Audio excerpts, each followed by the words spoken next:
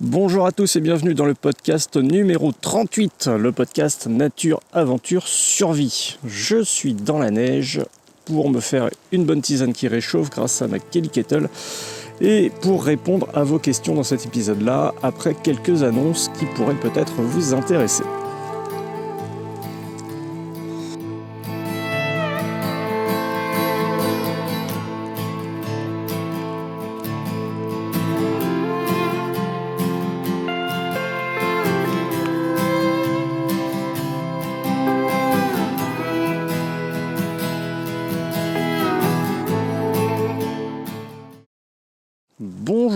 Bonjour à tous. Vous le voyez, pour ceux qui regardent le podcast, je suis sous la neige. J'ai de la chance dans la forêt où je vais le plus souvent. Nous avons environ 3 cm de neige. C'est pas grand chose, mais c'est déjà ça. Ça permet quand même d'avoir un bel environnement. Ça permet de s'entraîner à allumer un feu avec un fire steel, avec de l'écorce de bouleau, même si les doigts sont un petit peu gelés. On peut pratiquer certaines identifications de champignons lorsqu'ils sont cachés sous une couche de neige. Bref, c'est un exercice toujours intéressant que de sortir en toutes conditions météorologiques, que ce soit la pluie, la neige, le vent ou alors même la sécheresse. On remarque que les ressources naturelles sont en constant changement. Pour ce podcast, vous allez peut-être pouvoir regarder la vidéo pendant un certain moment, mais ça risque de couper, tout simplement parce que j'ai changé mon système. J'en ai marre que mon appareil photo coupe au bout de 20 minutes environ. Du coup, j'enregistre le son avec un enregistreur externe, ce qui fait que je n'ai plus à me soucier de savoir si l'appareil photo a planté ou pas. Ça permettra pour les interviews, les futures interviews, il y en aura bientôt, de ne pas être coupé en plein dans les propos d'un intervenant. Voilà, ce qui est toujours un petit peu embêtant, un petit peu rageant, surtout qu'on perd le fil de la conversation et c'est quand même vachement moins intéressant. À propos de podcast, donc ceux qui me suivent sur Instagram, ceux qui regardent un petit peu mon blog doivent déjà le savoir, mais je lance un nouveau podcast qui s'appelle l'Instant Bushcraft. Ce nouveau podcast est disponible comme Nature, Aventure, Survie sur l'ensemble des plateformes de diffusion, donc Google Podcast, Spotify, Apple Podcast et d'autres services que je ne connais pas personnellement. Ce nouveau format, l'Instant Bushcraft, comme son nom l'indique, sera beaucoup plus court. Il s'agit de traiter en environ moins de 8 minutes d'un sujet quelconque. Alors c'est un thème en rapport avec les ressources naturelles, avec le bushcraft en général. Donc voilà, l'idée c'était de pouvoir proposer un format audio qui soit un peu plus concis, un peu plus ciblé.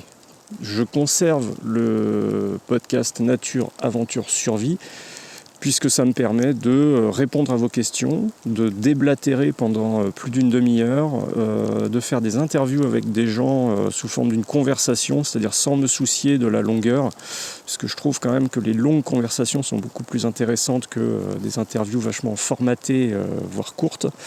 Donc ce seront 2 podcasts qui vont évoluer en parallèle. J'espère que ce nouveau podcast, l'Instant Bushcraft, vous plaira. Pour le moment, j'ai publié 3 épisodes, histoire de démarrer sur de bonnes bases. Donc vous avez le premier épisode qui concerne les différences que je fais entre survie et bushcraft. Ensuite, vous avez un épisode sur l'eau et ses polluants. Et puis ensuite, vous pourrez découvrir d'autres épisodes sur le feu, sur les plantes, sur les champignons. Bref, il y aura tout un tas de thèmes traités. Et parmi les épisodes qui sont disponibles, vous pourrez trouver un épisode spécial sur les lichens en navigation naturelle et sur leur rôle dans les écosystèmes. Donc voilà, j'espère que ça vous plaira. N'hésitez pas, comme d'habitude, à m'envoyer un petit mail ou à m'adresser des questions par exemple, puisque c'est ça qui permet d'alimenter les podcasts, que ce soit celui-ci, Nature, Aventure, Survie, ou le futur Instant Bushcraft. Mais je vous ai pas dit bonne année en fait. Bonne année 2021, et comme le dit tonton Robert par-dessus son gros bide obèse et en fumant sa clope, et la santé, hein, la santé c'est important, hein. Bah oui, La santé, c'est important, surtout dans les conditions actuelles, donc prenez bien soin de vous, les gestes barrières, bien sûr, et stimulez votre système immunitaire en dormant bien, en faisant du sport, en mangeant équilibré, et en prenant, pourquoi pas, quelques compléments alimentaires à base de champignons médicinaux, ça marche très bien, ou à base de plantes. Voilà, n'hésitez pas. Donc cela dit, cette année sera riche en projets, puisque vous voyez, j'ai déjà lancé un nouveau podcast. Au niveau des travaux que je mène, là je suis très content de savoir que en début de mois prochain, début février, sortira en librairie mon ouvrage de navigation naturelle pour les enfants qui s'appelle « Décodons les signes de la nature ».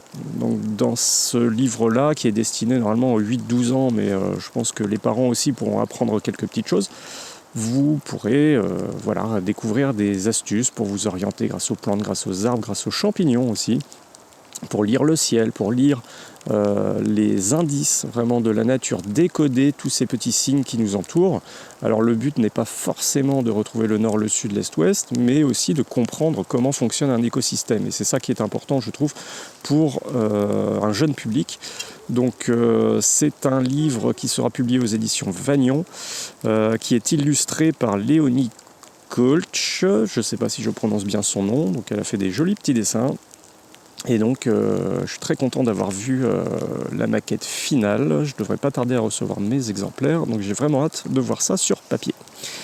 Autre publication aux éditions Vagnon, le titre provisoire c'est Micro-aventure, un week-end en forêt. Là, il s'agit tout simplement d'un guide du bivouac pour ceux qui veulent se lancer. Ça fait partie des nombreuses questions que je reçois. Comment débuter, où aller pour bivouaquer, faut-il des autorisations, qu'est-ce que je dois emporter seulement pour 2 jours, je n'ai jamais dormi dans la forêt, j'ai un peu peur, qu'est-ce que je dois faire?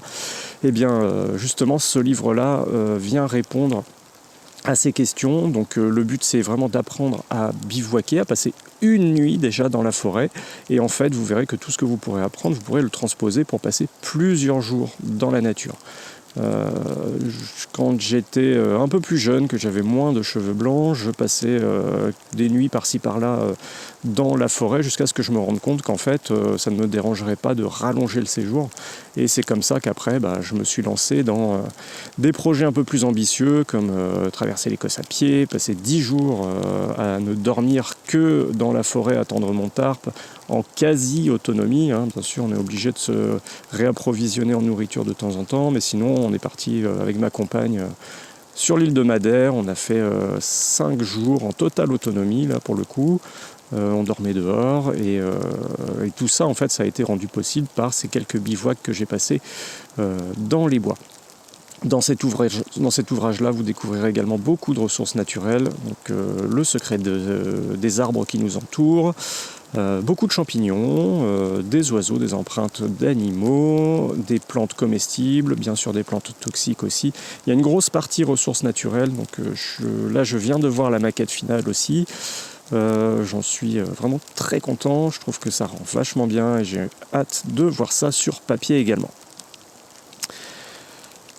Voilà, au niveau des livres, après ces publications-là, je pense que j'aurais apporté déjà pas mal de choses autour du bivouac, du bushcraft. Donc je vais me calmer un petit peu. Il y a d'autres projets qui traînent mais qui me demanderont beaucoup plus de temps à traiter. Donc pour le moment, je vais me consacrer à l'écriture d'autres choses, notamment un roman de science-fiction. Je vous en dirai plus très bientôt. Dans cet épisode, j'ai promis que j'allais répondre à des questions. Encore faut-il que je retrouve mon téléphone. Alors, c'est des questions que j'ai reçues essentiellement par mail. Je les ai laissées s'accumuler depuis un petit moment. Donc, je fais une sélection drastique. Et j'ai reçu également des questions par Instagram que je vais essayer de traiter si je les retrouve. Alors, Mathieu qui m'avait écrit en septembre déjà. Désolé du retard Mathieu. Alors, bonjour Alban. D'autre part, ma question. comment arriver à allier bushcraft et vie de famille ? Faire par exemple découvrir le bushcraft de manière intéressante à une personne qui de base aime se balader mais ne porte pas trop d'intérêt au savoir ancestral de l'homme. Alors mon cher Mathieu, j'avais répondu déjà rapidement par mail. Oui, je rappelle que pour m'envoyer une question par mail, c'est tout simplement question sans s @albancamp.com ou alors vous passez par le formulaire de contact de mon site. Donc, Mathieu nous demande comment essayer d'intéresser ceux qui nous entourent dans notre famille au bushcraft. Alors, moi j'ai remarqué une chose, bon, comme d'habitude ce n'est que mon avis, je dis pas que c'est la vérité, mais il y a un côté vachement ludique à faire découvrir certaines ressources de la nature. Mais encore faut-il être en mesure d'identifier ces ressources. Par exemple, avec ma compagne, on aime beaucoup se balader en forêt. Bon, elle n'est pas forcément fan de bivouaquer, elle n'est pas forcément fan d'allumer un feu, etc. Mais elle est toujours intéressée au bord de chemin quand je trouve une petite plante et un petit champignon et que je lui explique à quoi ça peut servir. Et j'ai remarqué que quand je me balade avec des amis, avec mes neveux, avec des gens de ma famille, c'est toujours comme ça que ça marche. En réalité, vous pouvez aller dans les bois simplement pour promener le chien, faire un jogging, etc. Mais rien ne vous empêche de vous arrêter au détour d'un chemin pour observer tel ou tel champignon, telle ou telle plante, tel ou tel arbre. Ce faisant, vous pouvez tout à fait étaler votre savoir et parler par exemple de l'utilité de ce champignon-là pour allumer un feu ou ses vertus médicinales. Vous pouvez également parler de l'utilité de cette plante-là pour fabriquer des cordages ou pour ses vertus médicinales, comestibles. Bref, vous pouvez toujours faire des apartés. Ensuite, la question, je ne sais pas si Mathieu c'est vraiment ça, comment faire redécouvrir les savoir-faire ancestraux. Je ne sais pas quel public tu vises en fait, mais si tu vises les enfants, je pense que c'est quelque chose que j'ai déjà largement dit dans un précédent podcast, il ne faut pas hésiter à leur faire allumer un feu. En fait, ils vont adorer cet exercice-là. Le feu, c'est vraiment quelque chose qui résonne en nous tous, c'est quelque chose vraiment d'atavique. On est tous fascinés par le feu, encore plus que si c'était la télévision, et tant mieux d'ailleurs. Donc les enfants, juste leur faire découvrir le fire steel par exemple au début, et ils vont très vite se prendre au jeu et chercher à obtenir leur première flamme. Ensuite, bien sûr, si tu veux régresser encore plus, tu peux leur montrer différentes activités comme fabriquer un bracelet avec des fibres d'ortie. Tu peux essayer de leur faire confectionner un nid pour leur faire souffler dessus et attiser des flammes. Alors peut-être que utiliser un briquet à silex, par exemple, ça risque d'être compliqué pour eux, mais ils pourraient ne serait-ce que s'amuser à souffler sur le nid fibreux pour essayer d'obtenir leur flamme en réalité. Donc juste quelques idées comme ça, voilà, au détour d'un chemin, au détour d'une balade, ne pas hésiter à montrer tout simplement, sans chercher à imposer, mais juste à dire, tiens cette plante-là, tu sais ce qu'elle peut faire, je sais pas, elle soigne les piqûres d'ortie, ou alors voilà, tu peux allumer un feu avec l'écorce de cet arbre-là. Ça fait partie, je trouve, des petits plus qui pimentent réellement une balade en forêt, quelle qu'elle soit. Alors après, bien sûr, quand tu vas en forêt pour faire un footing, c'est différent, mais des fois, je m'arrête simplement pour regarder un champignon que je n'ai jamais vu, parce que ça peut être intéressant. À propos de champignons, ce cher Sébastien, alias Caminaire des Bois, m'a envoyé une question sur Instagram, je ne lis plus la question dans la liste, mais en gros, c'était « Pourquoi cette passion pour la mycologie ? Est-ce que tu n'as pas été traumatisé par une mycose dans ta jeunesse ?» Alors, comme je le dis toujours, la mycologie, c'est une passion dévorante, mais pas à ce point-là. Alors oui, reconnaître des champignons, ça a l'air naze, comme ça c'est vieillot, mais en fait, ça fait partie de ces savoirs ancestraux, justement, qui se perdent petit à petit dans notre monde moderne. Ce qui est intéressant avec les champignons, c'est qu'il y en a des comestibles, il y en a des toxiques, certes, mais il y en a beaucoup qui servent à rien, qui sont trop coriaces pour être mangés. Il y en a beaucoup qui sont originaux, ils ont toujours des petits secrets à nous faire découvrir. Et du coup, je les compare souvent aux Pokémon. C'est-à-dire que chaque champignon a son physique un peu particulier. Et chaque champignon a sa petite originalité. Bon, il y en a qui sont vraiment nazes, qui servent à rien, mais il y en a qui sont ridicules comme ça, vus à l'œil nu, mais qui sont super rigolos. Je sais pas, on pourrait citer le Ganoderma plani qui produit des spores, comme tous les champignons, seulement visiblement la couche qui produit les spores réchauffe suffisamment l'air pour créer des courants ascendants, et du coup tous les spores, au lieu de se retrouver en dessous du champignon, vont se retrouver par-dessus, comme s'il était saupoudré de cacao. C'est pour ça que je le surnomme le tiramisu des bois.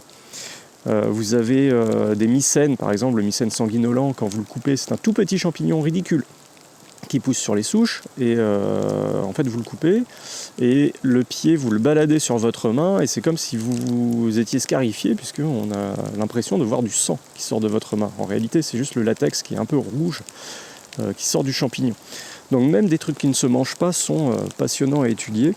Donc c'est pour ça que oui, la mycologie, c'est un loisir, c'est pas non plus une passion comme a pu l'être le bushcraft. Je n'ai pas la prétention de connaître énormément de choses encore, mais c'est quelque chose que on découvre petit à petit, au rythme des saisons, au rythme du temps, et même en hiver d'ailleurs, on trouve des trucs vachement rigolos. Donc ne vous étonnez pas si vous voyez de plus en plus de champignons sur mon Instagram, sur ma chaîne YouTube, etc. etc. Alors, question suivante. Il y a 3 prénoms, donc je pense que c'est Robert. Bonjour, la couverture de survie tant plébiscitée dans tous les guides et conseils aux randonneurs n'est-elle pas plus dangereuse qu'utile par temps d'orage, ce que l'on craint le plus lors de sorties nature? Quelles alternatives, bâches, poncho ou autres? Bouf. Alors, là encore, c'est que mon avis et mes maigres connaissances de physique. Alors, si je comprends bien la question, en fait, cette personne me demande si la couverture de survie ne constitue pas un danger dès lors qu'il y a un orage. Alors sachez juste que dès lors qu'il y a un orage, vous êtes potentiellement en danger en forêt. Tout simplement parce que la foudre peut s'abattre sur un arbre, et les arbres n'aiment pas être frappés par la foudre. Ça a tendance à faire éclater le bois, puisque ça va vaporiser en fait toute la sève qui est à l'intérieur, et forcément vous comprenez bien que c'est comme mettre une canette de coca dans un micro-ondes. Au bout d'un moment, la vapeur ne va demander qu'à sortir et ça va exploser. Donc, déjà, effectivement, un orage en pleine nature, c'est quand même la galère. Ça m'est déjà arrivé de camper sous des orages assez violents, et on dort pas bien, donc il vaut mieux plier le camp tout de suite, sinon on n'est pas tranquille.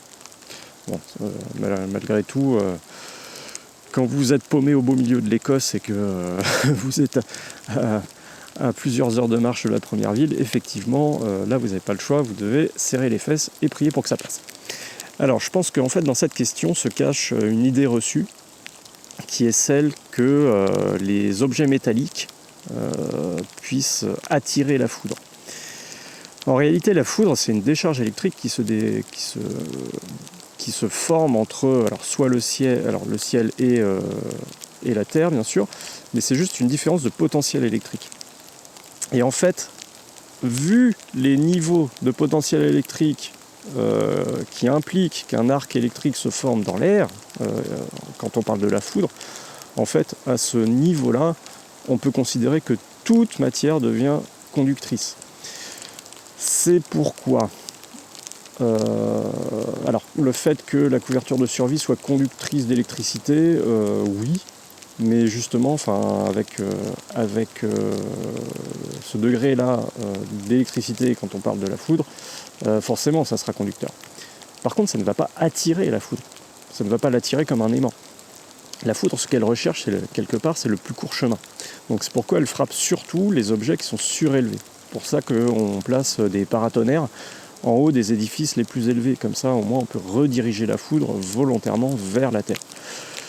Si vous êtes au milieu des bois et que vous êtes emmitouflé dans votre couverture de survie, vous avez peu de chances d'être frappé par la foudre. La foudre va plutôt tomber sur un arbre, puisque l'arbre sera surélevé par rapport à vous. Si vous êtes emmitouflé dans votre couverture de survie, debout dans un terrain totalement dégagé, vous allez être frappé probablement par la foudre. Mais plus parce que vous êtes surélevé que parce que vous êtes emmitouflé dans votre couverture de survie. Si vous êtes tout nu dans un terrain dégagé, vous pouvez être frappé par la foudre parce que vous serez le point le plus élevé. Donc c'est cet effet, certains de mes collègues surnomment ça l'effet pic. C'est le fait qu'on puisse offrir une surface surélevée qui permettrait donc à la foudre de rejoindre la Terre plus rapidement. Donc personnellement, moi je ne m'inquiéterais pas vraiment de la couverture de survie. De toute façon, voilà, si vous êtes sous un orage, c'est quand même pas génial, quoi. Je ne sais pas si vous avez déjà vu un résineux frappé par la foudre. C'est assez impressionnant parce qu'en fait, alors ça n'arrive pas avec les feuillus. Les feuillus comme les chênes, les charmes, etc. qui prennent la foudre, en général, ils vont se craqueler. Ils vont se fendre. Par contre, un résineux comme un sapin qui se mange un éclair, lui, il éclate en projetant des échardes. Alors, je vous parle d'échardes, mais c'est vraiment des épieux de plusieurs centimètres de long dans toutes les directions. J'avais rencontré quand j'étais à la fac un forestier qui s'était fait défoncer la jambe comme ça. Donc il bossait au milieu des bois, il avait une jambe de bois. Bon, une jambe de bois moderne, une prothèse. Mais ouais, il s'était fait exploser la jambe par un truc qui avait jailli d'un putain de résineux. Donc méfiance avec les orages dans la nature. Pou, pou, pou. Je me caille en fait en restant statique.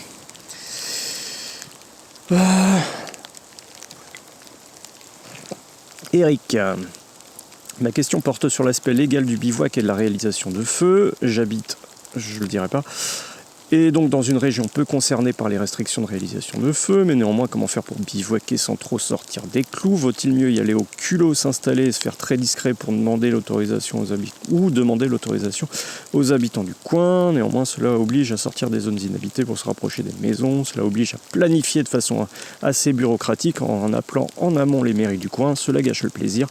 J'aimerais initier mes enfants à ce plaisir, mais je ne voudrais pas me faire chasser à la fourche. Merci pour votre réponse, félicitations pour la qualité de votre travail. Vos petites touches d'humour font beaucoup rire ma femme.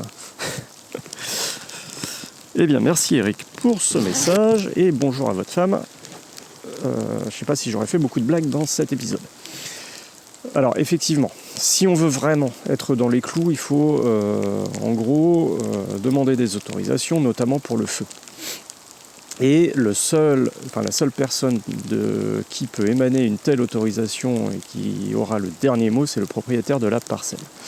Ensuite, vous superposez à ça des restrictions administratives qui couvrent quasiment tout le territoire où vous n'avez pas le droit de faire du feu à moins de 100 mètres, un truc comme ça, d'une forêt. Et ça devient un vrai casse-tête en fait. C'est pourquoi, si vous voulez vraiment être dans les clous, vous pouvez contacter les mairies effectivement pour obtenir des informations sur les lieux qui sont compatibles avec le bivouac. Certaines mairies proposent des lieux qui sont spécialement aménagés pour que vous puissiez poser votre tente ou votre tarpe, votre hamac, et vous avez même le droit de faire du feu dans certains endroits très précis. Alors ça c'est pour le cas des forêts qui sont gérées justement par des mairies. J'en ai rencontré plusieurs fois. J'ai un bon exemple en tête, c'est la forêt de Rambouillet. Il y a un endroit où justement on peut bivouaquer, c'est légal et on peut faire du feu. Il y a même une petite maison pour s'abriter si jamais il y a un petit refuge quoi, si jamais il fait un très mauvais temps. Donc si tu emmènes tes enfants, Eric, si tu veux les initier, essaye de faire les choses dans les règles de l'art, c'est-à-dire effectivement renseigne-toi sur les endroits où tu peux pratiquer. Après, comme tu le dis, on peut également y aller au culot et là invoquer plus le droit au bivouac qui se différencie largement du camping sauvage. D'ailleurs, on en traite dans le livre Micro-aventure, un week-end en forêt qui paraîtra chez Vagnon début mars. Il y a une double page sur les autorisations. En gros, tu peux tenter d'y aller au culot et de te poser en forêt au coucher du soleil. Tu passes ta soirée, ta nuit sur place et le lendemain matin, dès que le soleil se lève, tu plies bagage et comme ça, pas vu, pas pris. Et en gros, tu peux dire que tu as limité au maximum ta présence sur les lieux. Donc ça, ce serait vraiment considéré comme un bivouac, puisque de toute façon, pour quelques heures comme ça, tu vas pas emporter énormément de matériel. Et tu peux faire découvrir donc, les joies du bivouac à tes enfants. Par contre, attention au feu, si tu pars comme ça au culot, mieux vaut avoir un petit réchaud, alors réchaud à gaz, réchaud à bois, ce que tu veux, mais juste un réchaud. Comme ça, si jamais vraiment tu te fais contrôler, ce qui ne m'est jamais arrivé, hein, je dois le dire, tu peux dire que tu as tout fait pour réduire ton empreinte. Le feu, il est contenu dans un petit réchaud, c'est pas un feu que tu fais à même le sol, etc. etc. Donc essaye de mettre toutes les chances de ton côté et je te souhaite de passer une bonne nuit avec tes enfants. Je suis sûr qu'ils vont adorer. Bon, les premières fois ils vont flipper avec tous les bruits qu'il y a la nuit, mais ça devrait être une bonne expérience.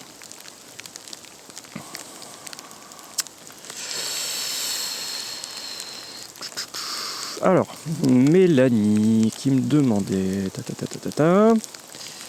pour en venir à ma question, avez-vous une alternative au feu de bois dans les milieux pyrogènes tels que la garrigue et le maquis où le risque de départ de feu est important, mis à part le réchaud gaz qui peut être source de départ de feu également. Merci d'avance. Alors, comment se réchauffer sans feu ? Ça c'est une excellente question. Le problème c'est que si t'as pas de feu, tu peux pas faire bouillir de l'eau, tu peux pas vraiment cuisiner au sens propre du terme. Donc clairement les réchauds, oui, ça implique le fait d'avoir une flamme, même si elle est très réduite, et du coup ça peut aussi éventuellement par accident générer des départs de feu. D'ailleurs quand j'étais en Écosse, j'ai croisé 2 Belges qui nous racontaient qu'ils avaient fait de la merde avec leur réchaud à gaz. Ils avaient un petit camping-gaz, une petite bonbonne qu'ils allument, donc avec un petit robinet. Et ils nous expliquaient, c'était un soir où on s'est retrouvé dans un refuge, ils nous expliquaient que la veille, ils avaient campé dans une forêt de résineux. Je ne sais pas si c'était des sapins ou des pins ou un truc comme ça.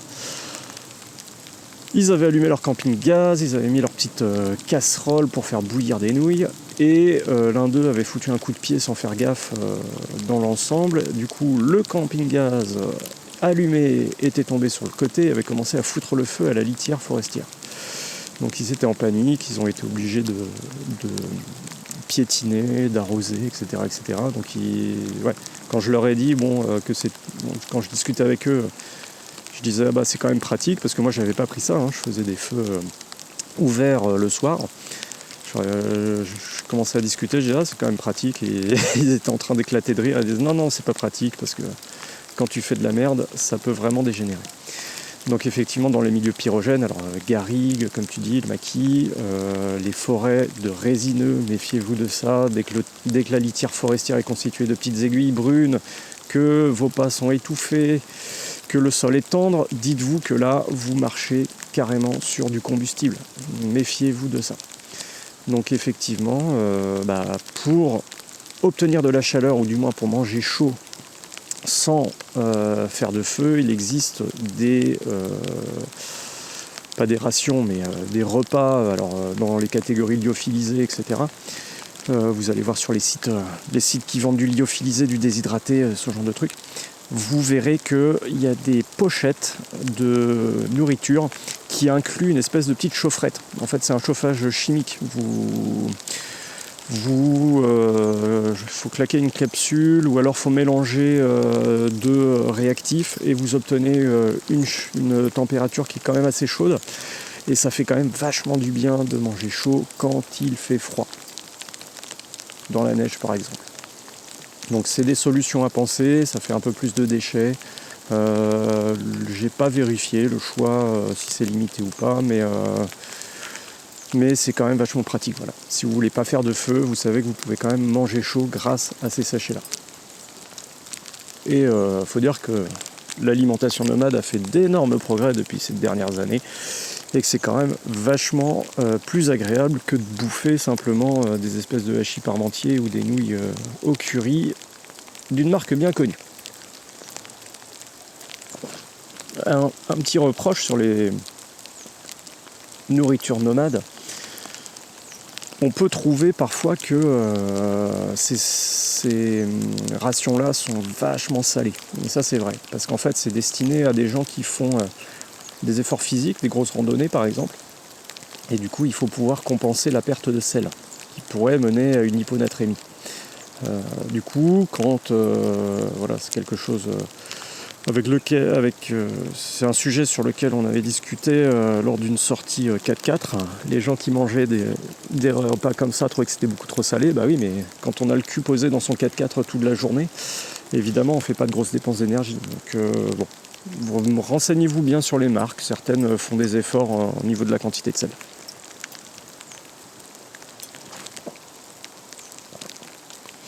Bon, la neige est en train de tourner à la flotte en fait.